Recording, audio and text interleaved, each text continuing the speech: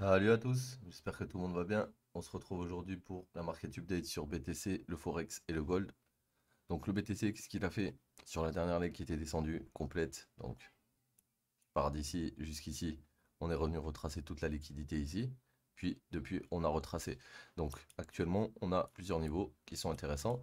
On a les 29 060 et les 29 000 qui sont la zone du prochain weekly et NPOC. Donc là, ce que je vois, c'est que mon mouvement il est descendu comme ça. Il est remonté en 3, d'accord? Donc il est repassé au-dessus d'ici. Ensuite, il est redescendu. Il est redescendu. Et en partant d'ici jusqu'ici, du coup, vu que c'était la nouvelle leg, on est revenu fil toute la liquidité.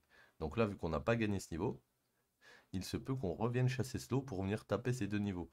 Et une fois que ces deux niveaux ont été tapés, on regarde si on les a tapés en faisant une SFP par rapport à ce lot. Est-ce que ça a bien venu mécher ça et on repart? Ou est-ce qu'on enfonce tout et on repart plus bas? Là, étant donné que mon lot est là, mon high est là, et que là, on n'a pas réussi à passer au-dessus du high, théoriquement, on devrait aller chasser le plus bas ici. Maintenant, on peut avoir une ABC complète qui se fasse avant, d'accord? Je serais plus intéressé pour shorter, on va dire, BTC, moi, au-dessus de cette zone, hein, vers le monthly, là, 3300, 3400. Maintenant, si il remonte pas là-bas, bah, il descendra plus bas avant, hein.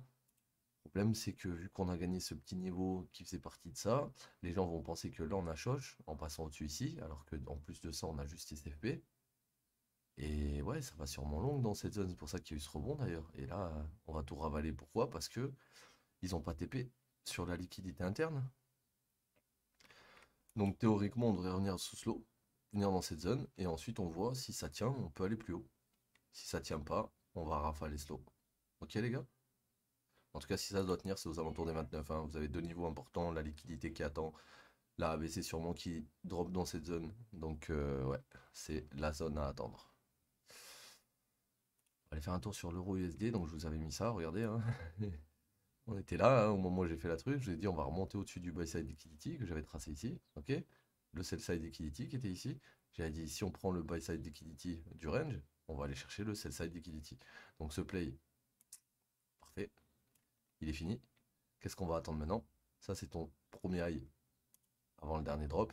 Si on passe au-dessus d'ici, on choche la tendance court terme sur ta leg qui est descendue complète, d'accord? Donc ça, choche interne pour retourner là-dedans. Ici, choche complet pour aller plus haut, c'est-à-dire choche HTF. Donc là, on est toujours dans cette descente. L'IDM, il est là actuellement, parce qu'il a été pris ici, donc la structure est là, d'accord? Donc en interne, si on commence à passer au-dessus d'ici, on va forcément aller chasser eux aussi. Si on revient ici et qu'on n'arrive pas à chasser au-dessus, on va redescendre et chasser le lot. Ok? Mais vu qu'on a pris le buy side liquidity, il faut se méfier parce qu'on pourrait être dans une POI déjà. Vu qu'on a pris le lot, on pourrait être dans une POI. Donc, euh, pour Euro USD, je pense que ne pourra pas faire mieux en termes d'analyse. Si on continue de descendre, la prochaine zone qui va m'intéresser pour le shorter, ça serait plus dans cette zone. D'accord? Au-dessus de la liquidité, il y a le monthly précédent, il y a une bougie qui a pris la liquidité, on a des imbalances qui ont été filmés, on avait des imbalances dans la zone. Donc, pour moi, cette zone est à préconiser si vous voulez envoyer un short. D'accord? C'est là où il faudra regarder, pas avant. Et là où est-ce qu'on est actuellement, c'est plus une zone où il faut regarder pour long en fait. Ok les gars? Ouais, faut voir. On va aller voir sur le GBP. GBP pareil, hein, il a fait la même chose. Le high ici, on l'a chassé, on est venu chasser le low. Là, qu'est-ce qu'on a fait? On a chassé le high intermédiaire, donc on peut aller chasser ça, revenir dans ça, et après on voit. Pour vraiment changer la marque structure, il faudrait casser au-dessus d'ici. Et vu qu'on a cassé au-dessus d'ici, pas en clôture, mais en mèche,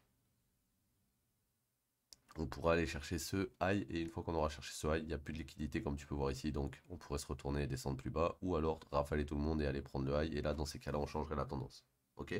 Donc c'est pas très compliqué là ce qui se passe.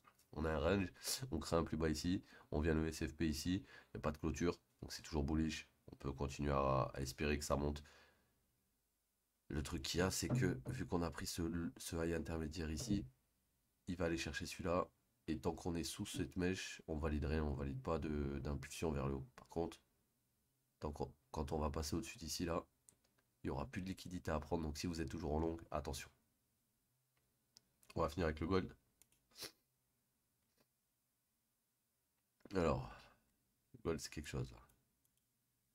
Parce que,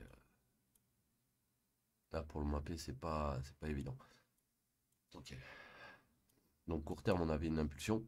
Cette impulsion, elle devait passer au-dessus de tous ces highs, voire remonter là-haut. Elle n'a pas réussi. Elle s'est arrêtée sur le key monthly ici. Elle a briqué la structure ensuite. Donc, qu'est-ce qu'on va attendre maintenant? On va attendre un retournement. Le problème qu'il y a, c'est que vu qu'on a trouvé un high ici et qu'on avait un low ici, le retournement, il se fera sûrement qu'une fois qu'on a pris soit le low ici, d'accord? Soit la liquidité interne. Et là, comme tu peux voir, tu as une liquidité interne qui attend. On est dessus, tu vois, on est dessus. On l'a pas encore chassé. Donc pour moi, la POI bull, elle est là, d'accord? C'est dans cette zone, sous les mèches. Ici sous ces mèches. Ça, c'est ta POI bull. Si quand on arrive dans ta POI bull, on crée une pattern de retournement et qu'on se retourne bien, on peut repartir d'ici. Maintenant, on peut aussi transpercer en dessous. Et une fois qu'on aura transpercé en dessous, il faudra faire attention. Pourquoi? Parce que c'est tout, tout ce mouvement là qui nous a fait péter en dessous, si on pète en dessous. Donc, il faudra retracer quoi? Quasiment 61,8%, voire 80% de ce mouvement avant de redescendre. D'accord? Donc c'est ça qu'il ne faut pas oublier. Ça, c'est ton premier mouvement. Il risque de casser de l'eau. Mais une fois qu'il a cassé de l'eau, il va remonter pour revenir fil la zone du haut. Et une fois qu'on a refilé la zone du haut, si on ne la casse pas en clôture, et ben on redescend et on prend de l'eau. Ok les gars? Donc voilà. Donc pour aujourd'hui, je m'attends à ce qu'on vienne dans cette POI. Et si cette POI elle lâche, on bosse. Et dans ces cas-là, on aura un short à reprendre aux alentours, soit des 19,83, soit des 19,72. Mais on aura un short à reprendre dans cette zone. Ok les gars? Donc voilà, c'était la Market Update d'aujourd'hui. J'espère qu'elle vous aura aidé. Et je vous dis à demain. Prenez soin de vous l'équipe.